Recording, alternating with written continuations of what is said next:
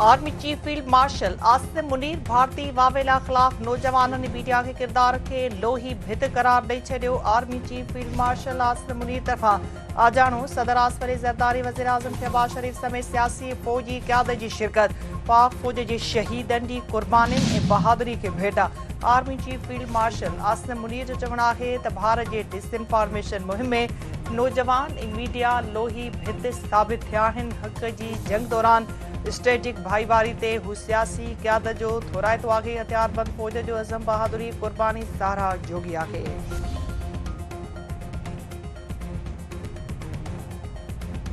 वज़ीर आज़म शहबाज शरीफ सुभाणे खां 30 मई ताईं मुख़्तलिफ़ मुल्कनि जो दौरो कंदो। परॾेही आफ़ीस जे तर्जुमान शफ़क़त अली ख़ान जो चवणु आहे त वज़ीर आज़म शहबाज शरीफ तुर्किया, ईरान, अज़रबाईजान ऐं ताजिकिस्तान ॾोंहुं दौरो कंदो। दौरे दौरान वज़ीर आज़म पाक भारत छिकताण दौरान दोस्त मुल्कनि जे सहकार ते थोरा मञींदो।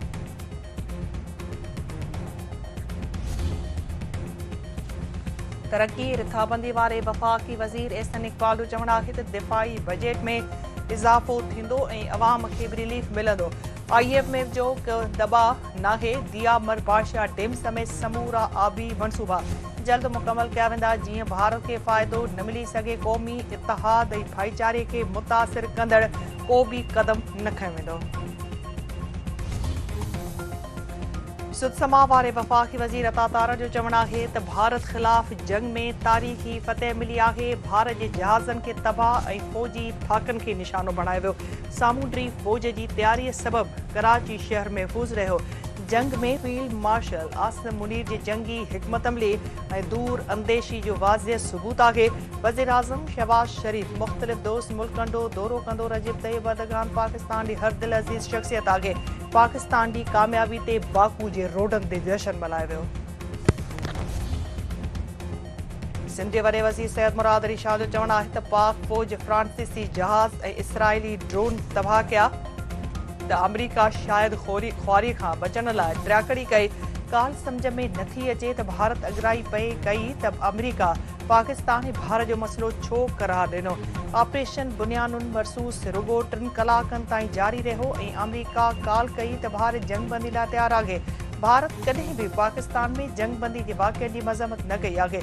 भारत दहशतगर्दीअ जे मस्जिदनि ऐं शहरनि खे निशानो बणायो। पाकिस्तान अॻराई जो मुंहुं तोड़ जवाब ॾेई भारत जे फ़ौजी थाकनि खे तबाह कयो। हवाई फ़ौज बि राफेल जहाज़ तबाह करे भारत जो गुरूर ख़ाक में मिलाए छॾियो।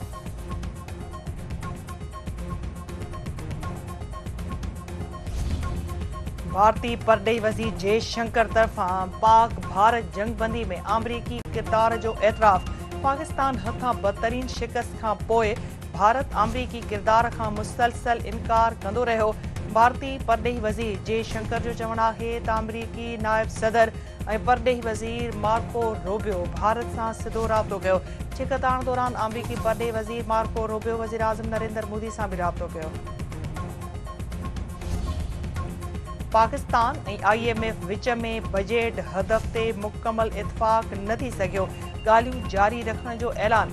ईंदड़ इजलास हलंदड़ साली ॻोठाणण ते इतफ़ाक़। आलमी मालियाती इदारे महांगाई में घटिताई, टैक्स आमदनी वधाइण, सुधारनि जो मुतालबो करे छॾियो। IMF तरफ़ां जारी कयल पधरनामे में चयो वियो आहे त पाकिस्तानी अख़्तियारनि सां ईंदड़ माली साल जी बजट ते इतफ़ाक़ लाइ ॻाल्हियूं जारी रहंदियूं।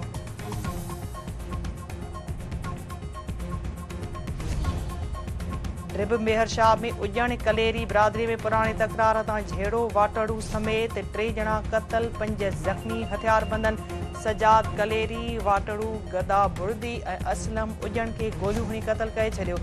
गदा बुर्दी जे वारसनि जो एहतजाजी मुज़ाहिरो। लाश रखी धरणो सुभाई घरू अज़ीज़ ज़ाल सलंजार वाक़े जो नोटिस वरितो।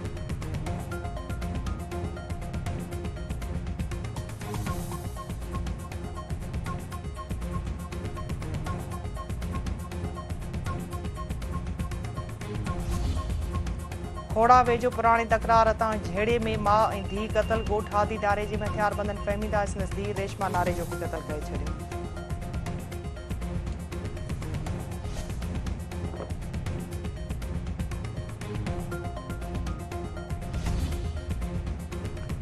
लेडी हेल्थ वर्कर्स PPHI में ज़म करण जो फ़ैसिलो रद्द करे छॾियो। एहतजाजी मुज़ाहिरा कराची प्रेस क्लब अॻियां लेडी हेल्थ वर्कर्स जे मुज़ाहिरे में ज़ुल्फ़कार भुट्टो जूनियर जी भी शिरकत। मलीर मीरपुर ख़ासि लालखानी खैरपुर सांगड़ ऐं जैकबाबाद समेत मुख़्तलिफ़ शहरनि में लेडी हेल्थ वर्कर्स जा एहतजाजी मुज़ाहिरा। अॻवान जो चवणु आहे त PPHI में ज़म करण जो फ़ैसिलो कंहिं बि सूरत में क़बूल न कयो वेंदो।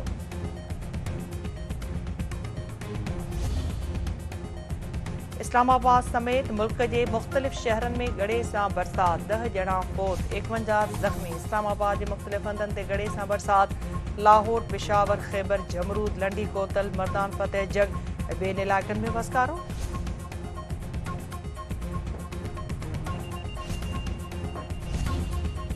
सिंध सरकार गुड्स ट्रांसपोर्टन में ॻाल्हियूं कामयाब, रैली मुलतवी। सीनियर सूबाई वज़ीर शर्जील इनाम मेमन जो चवणु आहे त गाॾियुनि खे नुक़सान जे जाइज़े लाइ कमेटी जोड़ी वई आहे, जेका 10 ॾींहनि में रिपोर्ट पेश कंदी।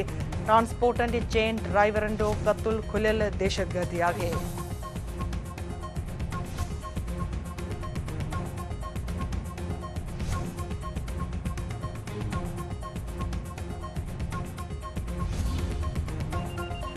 सिंध सरकार ऐं वर्ल्ड बैंक में वॉश प्रोग्राम शुरू करण ते इतफ़ाक़।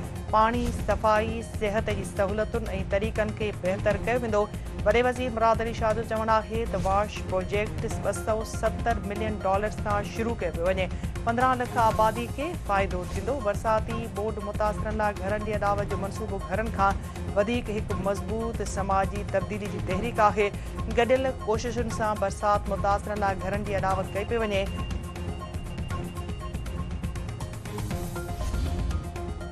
कानपुर के कचे में धाड़ीलनि सां मुक़ाबले दौरान ज़ख़्मी थियल खिपरे वासी रेंजर एहलकार फौत। हरीश कुमार खत्री ज़ख़्म जा सूर नसन सखर जे अस्पताल में दम ॾिनो। संदसि मढ़ अबाणे इलाइक़े में सरकारी एज़ाज़ सां मिटीअ मां हवाले। मीरपुर माथेलो वेझो क़त्ल थियल सहाफ़ी नसरुल्लाह गडाणी की पहिरीं वरसी मल्हाई वई। सिविल सोसाइटी स्टाफ इन कॉम्प्रेस तंज़ीमुनि जे अॻवाननि ऐं ॿियनि जी शिरकत। अॻवान जो चवणु आहे त नसरुल्लाह गडाणी बहादुर सहाफ़ी हुयो, जंहिं हमेशह मज़लूमनि जो आवाज़ उथारियो।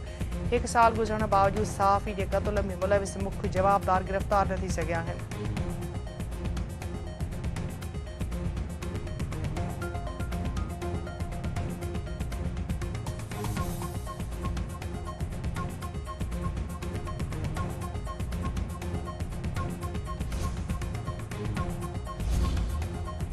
रोनती पुलिस पारां कचे में ऑपरेशन ओरताणी आवाज़ ते हिरखिजी। अगवा थियल लकी मरवतवासी बाज़ियाब। पुलिस 20 ॾींहं अॻु अगवा थियल मोहम्मद इस्माइल खे बाज़ियाब कराए वरितो।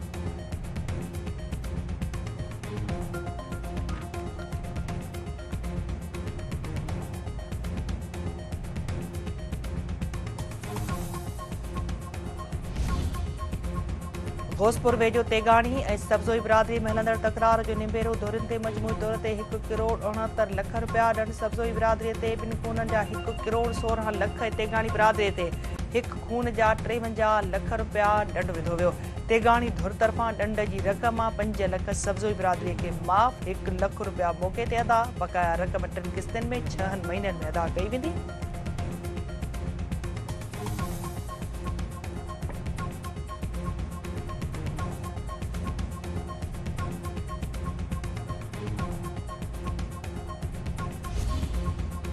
वेस्ट इंडीज़ के मैथ्यू फोर्ड आयरलैंड खिलाफ वनडे मैच में तेज़ रफ्तार 50 जो रिकॉर्ड बराबर करे छॾियो।